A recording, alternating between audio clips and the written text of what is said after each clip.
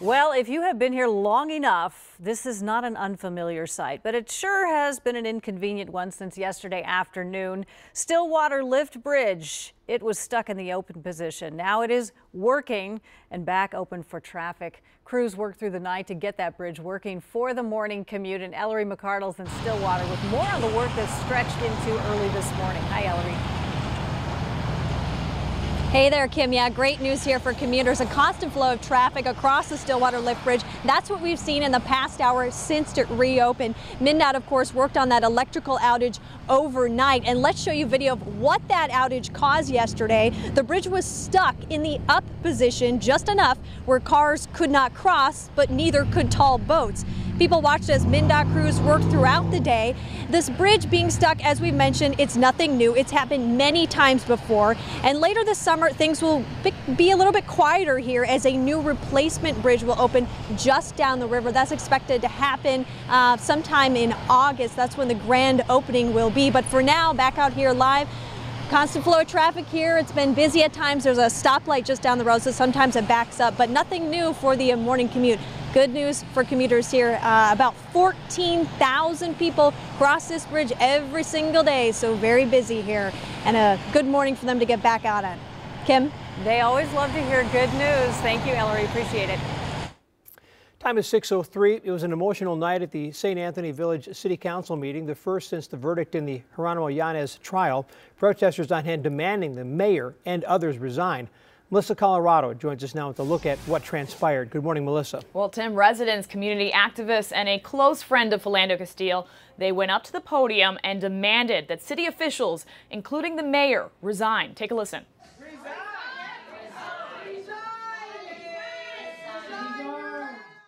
And you just heard residents and activists calling for St. Anthony Village Mayor Gerry Faust to give up his job. One speaker also accused the mayor of saying a racially insensitive comment, and residents said they've lost confidence in the city council and want new leadership. Earlier this week, it was announced the city agreed to pay Philando Castile's mother, Valerie, a $3 million settlement. The money will be paid by the League of Minnesota Cities Insurance Trust, which holds St. Anthony's insurance policy. A friend and co-worker of Philando Castile, John Thompson, took to the podium last night and called the settlement, quote, blood money.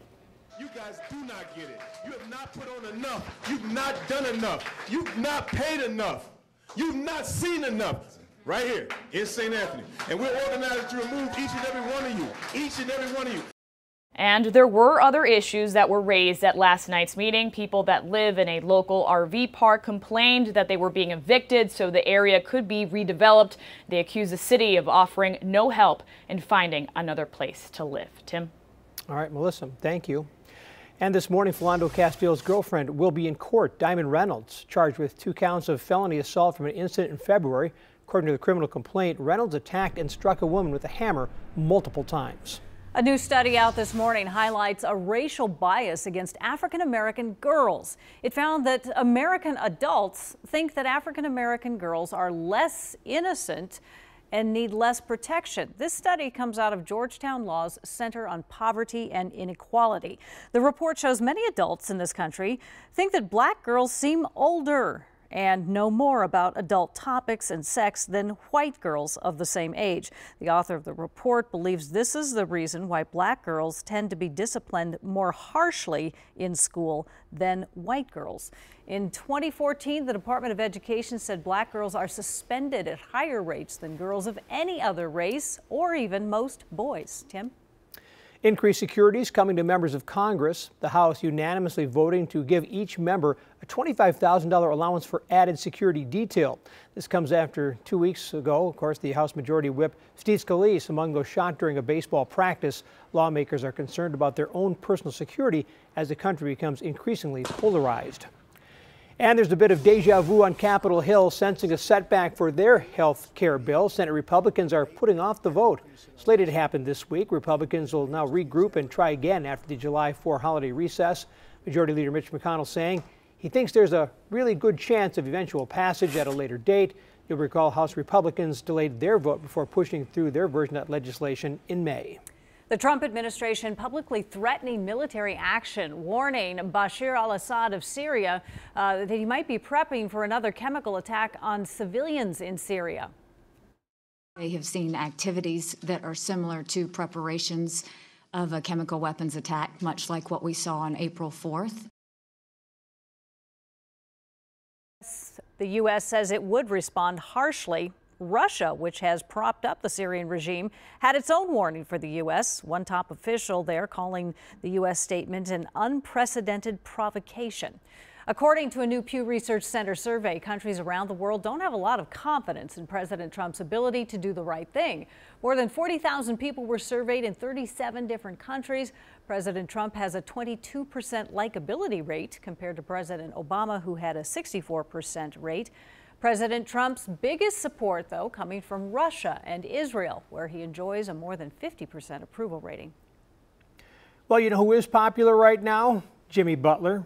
Well, I mean, at least locally. The T-Wolves think Butler is a big enough deal that they're not just going to introduce him to the local media tomorrow. Heck, they're going to allow all T-Wolves fans the opportunity to meet him out at the Mall of America. You can do that tomorrow at 11 a.m. in the Rotunda.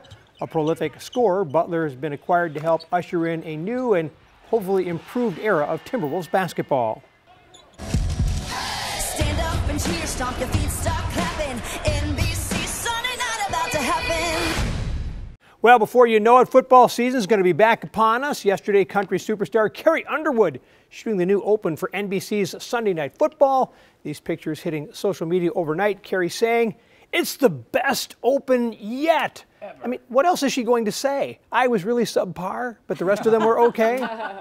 That's pretty good. Well, we have some huge entertainment news for you. Maybe you saw Alec Baldwin's tweet on this earlier. Fans of Alec Baldwin's bronze Donald Trump impression might not have a reason to be sad. He's telling CNN that he does plan to continue his impression of POTUS in the next season of Saturday Night Live. A lot of people crediting Baldwin with the show's ratings spike last season. And of course, Kate McKinnon doing multiple members of the Trump administration. Melissa McCarthy showing up occasionally. Sean Spicer. We'll see. Funny stuff. Yeah. A few other cast members, though, left this season. So, Vanessa Bayer. Yeah, who else was it? Bobby Moynihan, if I can say his name right. But yeah, it was a little sad to see them go. That happens. I know, and they get new people, but They'll be coming they were good. They'll be coming out in subpar Shot movies Sears and near you very soon. That's true. Basically. I'm not sad about the rain because my yard needed it. Yeah, and I've been talking about all morning. It's a good rain. It's that nice soaking rain. It's good rain. Torrential Except for the commute. downpour. Yeah, We'll talk. Well, right. No, it's not a sprinkler system. You can't time it between midnight and 2 a.m. Sorry. But yes, it is raining out there fairly lightly right now. We've got about another hour and a half for most of the metro, and then we'll actually break out into some peaks of sun midday, up around 80, and then maybe a couple thunderstorms popping up again later this afternoon. And again, we've had some issues because of likely the rain. A few rollovers this morning. One just cleared here along 35W southbound at Highway 36. Traffic was beginning to stack up, but as you see, it is starting to move along. Drive times 11 minutes if you're traveling 35W southbound from 694 to get to downtown Minneapolis. So not bad, but again, give yourself extra time this morning because again, anytime we see wet roads, we see slowdowns. Which is probably smart to slow down on a wet road. Right? Exactly, Keep that right? in mind. Well, concerns as the summer concert series kicks into high gear. And it's not like you can go to their ticket booth and complain. It's a fake ticket. You can't get in. How to make sure that you don't fall victim to fake ticket scams. And our pets are getting fatter, especially here in Minnesota. And it's not cute, actually. It's kind of dangerous. Also signed in ink in a permanent proposal. You'd better be sure the answer is yes. I had Drew on the table at dinner.